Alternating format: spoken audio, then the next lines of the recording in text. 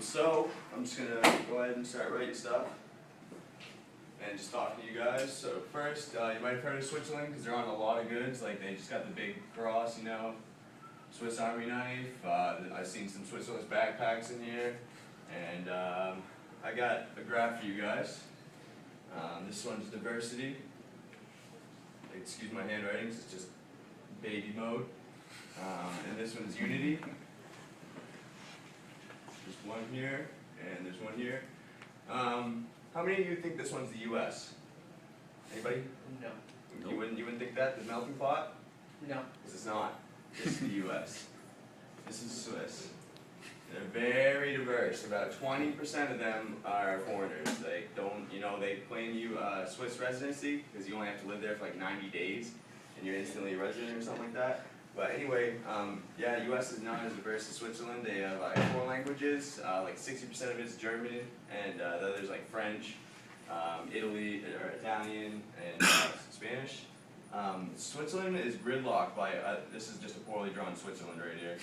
And they got France right here, they got Italy right here, they got Germany right here, and they got Austria right here. And I think France is over here as well. Anyway, so they knew they had to be neutral from the start because there is no way, the state of Maine, there's no way they're going to enforce anybody except themselves. And they took pride in that. In 1292, they drafted their first constitution and just became neutral. And the way they have gun laws now, they just have a nationwide militia. Like they train just household boys and girls, and everybody's got a gun. And if the country's ever in any trouble, everybody's got guns, everybody's all trained, it's going down. So I like that a lot. I think that's a good idea. Do you want us to do questions like after? Oh, I mean, go ahead. If it's a great lecture, then might as well. Absolutely. Do you know what the crime rate is? It's moderately low. I mean, I'll give you the crime rate in the U.S. and it's really high. I think it's the highest, and also babies born in the U.S. also have the most, not more rate, but it's dangerous for them to be born now because of obesity. So it's really dangerous to be born in the U.S. compared to other countries. Does that answer? Yeah. Okay. So I read this book, Swiss Constitution, Can It Be Exported? Because I'm all about supporting, I'm following the leader, just like everybody else has done for the U.S. And I know the U.S. is the most competitive nation in the world, no doubt, and we have the most innovations because of that. But there's a couple things that we don't have that we could definitely benefit from, because it says right here, chapter 1, first thing, he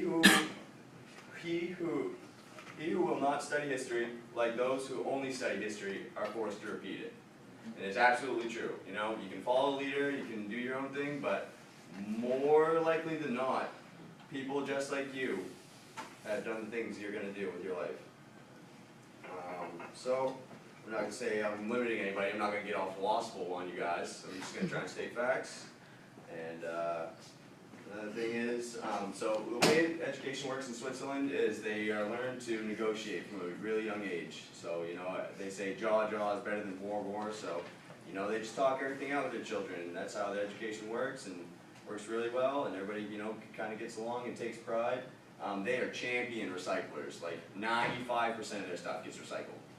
And there is no municipal, so residential and not exactly industrial, well actually industrial too, not toxic. All their stuff's incinerated and all their energy is recycled and then sold. That definitely does not happen in the U.S. I go down to the landfill and I just dump all my garbage and all my wooden stuff, and that should happen.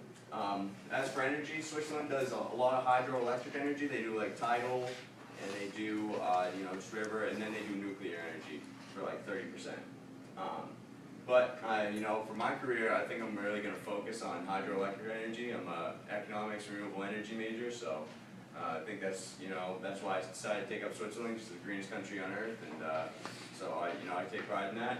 Just like Maine, they have a lot of forestry jobs. They get 90,000 forestry jobs out of a 7 million population, something like that.